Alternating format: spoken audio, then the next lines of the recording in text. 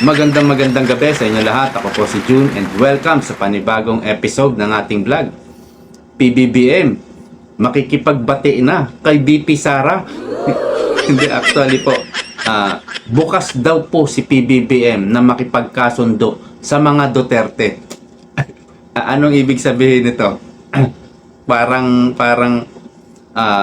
nagbabait-baitan o nangangampanya dahil po naglabas ng video si PBBM sa kanilang parang podcast nila ni Katon Ying sa channel mismo ni PBBM, at nailabas na rin yata ito sa channel ni Katon Ying. Kaya hindi ko na lang po ipi-play yung video dahil baka makapiright tayo. Vlog kasi ito, so hindi kagaya ito ng mga balita no, sa mga GMA, Channel 5. So dito po parang ang nakikita ko, nangangampanya ulit si PBBM, kaya siguro nagpa-interview kay Katon Ying. Ang nakikita ko kasi dito, noong lumabas yung resulta ng nakaraang eleksyon, nakita niya majority of the Filipino people parang nawala na yung tiwala sa kanya. Sa nakikita ko, parang sinusuyo ngayon ulit niya yung taong bayan. Nangangampanya nga nangangampanya ulit, at may mga sinasabi na naman siya ng mga pangako na naman, no? So dito po sa naisip ko, ay parang inuuto na naman ba inuuto na naman ba tayo? Parang bubuduli na naman ba tayo? Sa akin pong pananaw ay hindi na po ako naniniwala. Panoorin nyo po kung hindi nyo pa napapanood. Doon kayo sa channel ni Katon Ying o kaya sa channel mismo ni Bongbong Marcos. Nailabas na po yan, panoorin nyo. So, magre-react lang po tayo dito po sa kanilang podcast, no? Nabanggit po niya, unang-una yata yan, na ang mga tao raw ay sawang-sawa na sa away o awayan ng mga politiko. Sabi niya, tama na yung away na yan, tama na yung gulo, ayoko ng gulo. Yan po ang sabi ni Pangulong Bongbong Marcos. At nakalimutan na raw ng gobyerno ang taong bayan. Tama naman talaga yung sinabi mo, Mr. President. Andyan sa survey yung mga hinaing ng taong bayan, ano yan? Nagugutom na. Tumataas na yung kagutuman, kahirapan, tumataas na rin yung kawalan ng trabaho. Yan yung gustong tugunan ng taong bayan, ng gobyerno. Pero hindi nyo po pinakinggan ang taong bayan. Nire-raise po namin yan. Lagi naming ina-update ang mga subscribers namin. Sinasabi din po yan ng mga DDS vloggers, mga DDS supporters. Ito na po yung kalagayan ng taong bayan. Sinasabi po namin yan pero hindi nyo naman kami pinakikinggan. Yan po ang katotohanan. So parang ngayon lang na-realize ni PBBM nung natapos yung election. At sinasabi niya sawang-sawa na raw ang taong bayan sa awayan. Sa palagay ko hindi po sawa ang tawag. Parang naumay na po. Nauumay na ang taong bayan. Kaya marami hindi na nakikinig sa mga politiko Hindi na nakikinig sa news, sa mga awayan ng politiko. Hindi na po nakikinig. Mas nakikinig na lang sila sa mga funny videos. Matatawa pa sila, hindi sila mabubwisit. Yan po ang pananaw ko diyan. At siyempre, napag-usapan yung bigas, yung kalusugan, tungkol naman sa PhilHealth. Doon naman sa bigas, ang sinasabi ni PBBM, smuggler, illegal importer. Sinabi niya na yan sa kanyang nakaraang SONA or pangalawang SONA. Nakatatlong SONA na po siya. Pang-apat na po ito sa July. May SONA na naman siya, pang-apat na. Pangalawang SONA, sinabi niya na yan. Ito yung talagang problema natin sa bigas. May hoarding, illegal importing, illegal importer, importation, yun. smuggling. Pangalawang SONA po ninyo, sinabi nyo na yan. Ano pong resulta? After 2 years, ano pong nagawa ng gobyerno dyan? May nakulong ba? May nahuli bang smuggler? Illegal importer? Wala eh. Hindi nyo po natugunan eh, Mr. President. So ayan na naman, parang nangangako na naman. At sinasabi niya, gawin na natin to. Kailangan madaliin na natin to, gawin na natin to. Ibig sabihin, hindi nyo talaga ginawa. Panoorin niyo po yung video, yung podcast nila ni Katon Ying sa channel mismo, Bongbong Marcos at kay Katon Ying. At nabanggit din yung kalusugan, especially yung PhilHealth. So andyan na naman, natanong kasi ni Katon Ying, sana maramdaman ng taong bayan yung halos wala ka nang babayaran sa bill mo sa ospital. Sabi niya, papunta na tayo dyan. Ang bilis ng sagot eh. Hindi mo alam kung parang ginugoyo na naman tayo. Ang bilis ng sagot. Ginagawa na namin yan. Malapit na, parang gano'n. Wala na. Matatawa po kayo kay PBBM.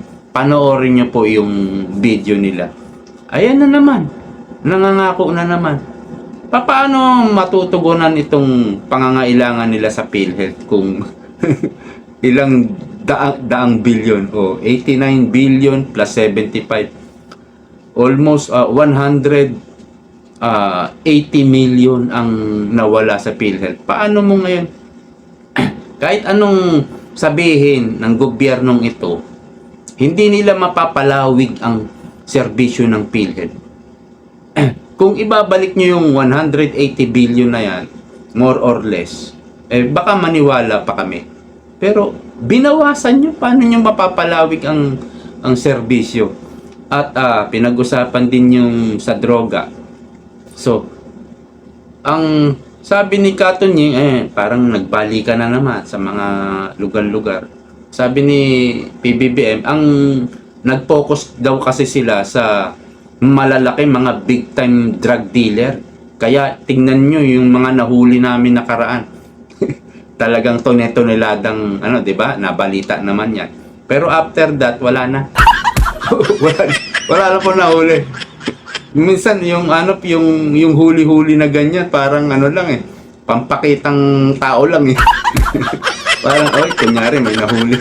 Kunyari may ginagawa. Kunyari ginagampanan yung tungkulin. Minsan ganun po eh. Kasi ganyan po yung 1990s. Ganyan po yun. Kunyari, may huli. Tas wala na naman. Parang kunyari lang yung mga ganyang hulihan. Tas i-recycle din yung droga. Sabi ko, Mr. President, may mga sangkot po sa droga, pinalaya. Di ba? Si De Lima, si Kerwin Espinosa, nasan sila ngayon? Nakabalik po sila. Si De Lima, congressman na. Si Kerwin Espinosa, mayor na. Mga sangkot po yan sa droga eh. Sinasabi pa ni PBBM kasi itong mga drugist o mga drug lord na to, maraming pera, malaking pera talaga itong negosyo sa sa droga, kaya kaya nilang bilhin yung mga judge, yung mga prosecutor. Talagang pag inoperan ka, binigyan ka ng pera, masisilo ka talaga dahil sobrang laki ng binibigay ng mga drug lord pag may kaso sila. Kung i-compare mo sa mga sweldo ng prosecutor, talagang napakalaki daw. Ganyan yung mga sinasabi ni PBBM. Ito pong Pilipinas, napatahimik na po ni Pangulong Duterte tungkol po sa droga.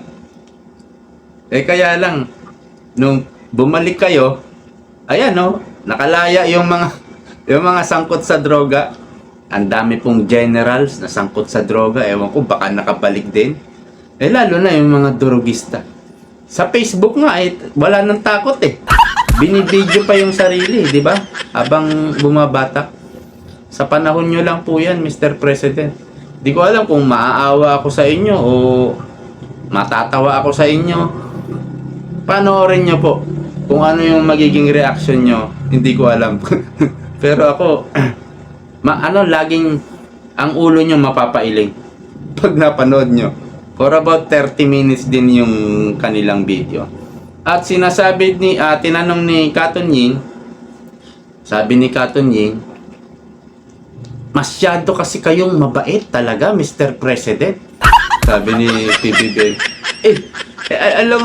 Alam nga namang maging masama akong tao, ayoko naman nun, sabi. Matatawa ka rin, ano? At natanong ni Katon Ying, ano pang po bang gusto nyo? Mas nire-respeto kayo o kinatatakutan? Sabi niya, in English mas gusto niya ng fears, yung kinatatakutan. Oo, ngayon. Parang nagbago na isip niya. Dati, gusto niya, nire-respeto. Pero parang mas maganda na yung fears, yung kinatatakutan daw. Sa akin po, mas maganda po yung kinatatakutan ka na at the same time, nire-respeto ka. Hindi lang iisa, dapat magkadikit yan. Respeto at takot, dapat magkadikit yan. Lalo na kung ikaw ay leader.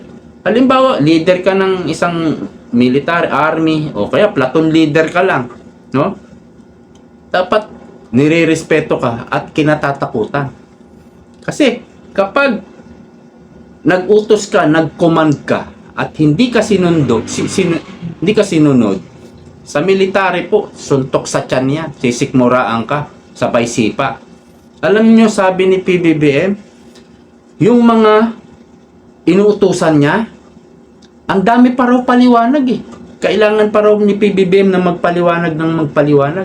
Kasi ang ginagawa kay PBBM, mag-uutos siya ganito. Ay sir, hindi po pwede yan, hindi po. Palagi daw ganon. Ang nakikita ko, parang niloloko nila si PBBM. Hindi ko lang sure. Parang mapapaisip ka kasi kung hindi mo alam kung niloloko tayo ni PBBM o niloloko siya ni PBBM ng mga nakapaligid sa kanya. Yan po ang